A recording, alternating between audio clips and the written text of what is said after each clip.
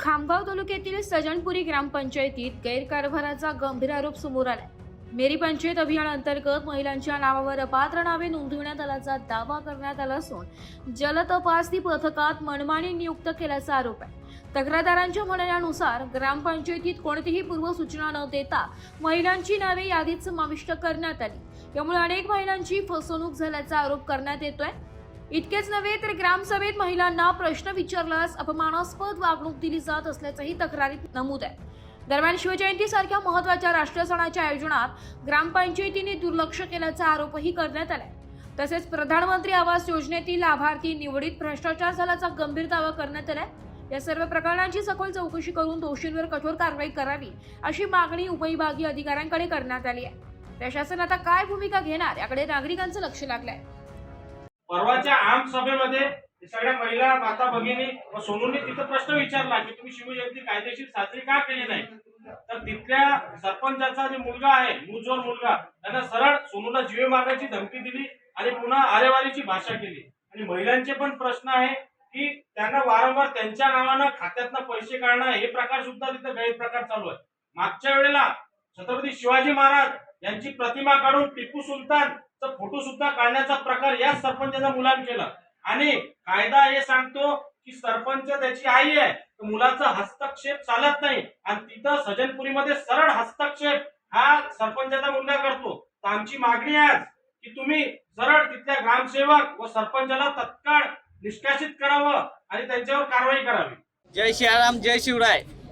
19 February 2026 मला ग्रामपंचायत मध्ये असं आढळण्यात आलं आहे की ग्रामपंचायत मध्ये 3 वर्षापासून शिवजयंती आतापर्यंत साजर करण्यात आली नाही। मी याची तक्रार माननीय बुलढाणा जिल्हा परिषद सीओ साहेब, माननीय खामगाव ग्रामपंचायत बीडीओ साहेब, माननीय मंत्र्याला लेवलवर ऑनलाईन तक्रार केली।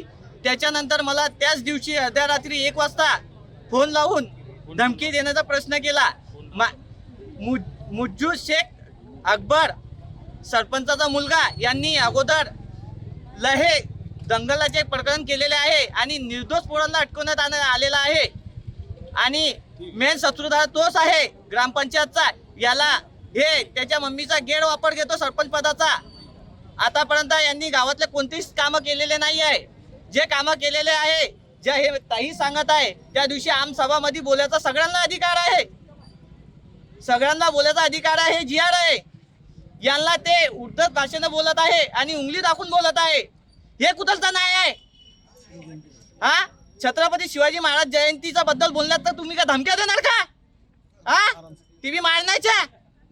हा, या माझी मागणी एवढीच आहे की त्याच्या मम्मीला निलंबित करण्यात यावे सरपंच पदातून आणि जे ग्रामसेवक आहे त्यांना पण निलंबित करण्यात यावे आणि नागरिकाचे जे प्रश्न आहे आमच्या अडचणी आहे ते पूर्ण करावे।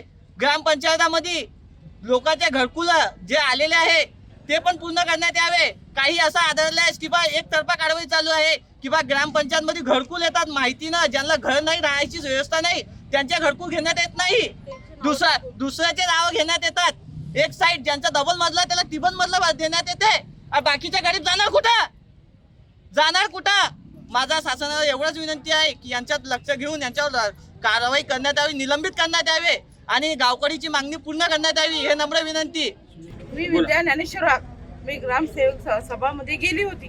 तिथं मी माझे प्रश्न मांडले की माझं नाव पाणी पुरवठा फाउंडेशन मध्ये 50,000चं काहीतरी नाव आहे माझं पेपरामध्ये।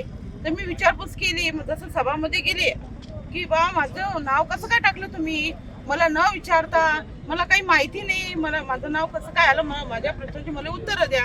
त्यांनी सभा रद्द केली, माझ्याशी बोलले बी व्यवस्थित नाही आणि त्यांनी रुमाल बांधलेला होता। ते म्हणत मला की शुगर आहे, माझा जीव घाबरतो, मला ऑक्सिजन पाहिजे हे ते। पण मग तुम्ही बोलून नाही राहिले तर आम्हाला आवाज कसं काय समजेल? आणि विनाकारण ती कशी करून राहिली होती की मी लेखी मागतो तोपर्यंत मी उत्तर देत नाही। म्हटलं आम्ही लेखी कसं काय देत? तुम्ही आम्हाला विचारपूस नाही केली, काहीच नाही, का बोलले नाही। आणि नाली आमची 1 वर्ष शिवाजी महाराजांची जयंती 1 वर्ष पूर्ण होती। या शिवाजी महाराजच्या जयंतीला ते नाली काढायला येतात। 1 वर्ष आमची नाली पण काढत नाही। कॅप्टनच्या इकडे आमच्या घरापर्यंत येतात, काही सुविधा नाही। बरं सुविधा जाऊ दे, ते तर आम्ही कव्हर करतो कारण माझ्या घरचे नाली काढतात सुद्धा। आणि आमचा कचरा 3-3 दिवस पडे राहते. आता मागणी काय आणि आमची मागणी येते की आमचं म्हणजे हे खर्च कुठे जाते, हे पैसे ते घरकुलचे येतात, हे योजना येतात, कचरापेटीच्या सर आमची इच्छा एकच आहे बा, ऑफिसमध्ये आम्ही येतो तेव्हा ऑफिस बंद राहते. मग आम्ही प्रश्न कुठे मांडा? काही समस्या असल्या तर आम्ही काय सही शिक्का लागला तेव्हा पण आम्हाला काहीतरी अडचण येतात. टॅक्स पावती भरा, नळपट्टी भरा आणि आमचेच पैसे आम्हालाच देतात खर्च. पाणी पुरवठा 1 महिना बंद असते आमचे नळ. माझं म्हणणं एवढंच आहे की माझं नाव घेतलं, माझ्या प्रश्नाची उत्तर का बरं दिली नाही की 50,000 रुपये पाणी पुरवठ्यामध्ये विद्या वाघ आहे, मग विद्या वाघ जवळ पैसेच नाही तर मग हा माझं नाव. ब्युरो रिपोर्ट, व्हायरल विषय, खामगाव.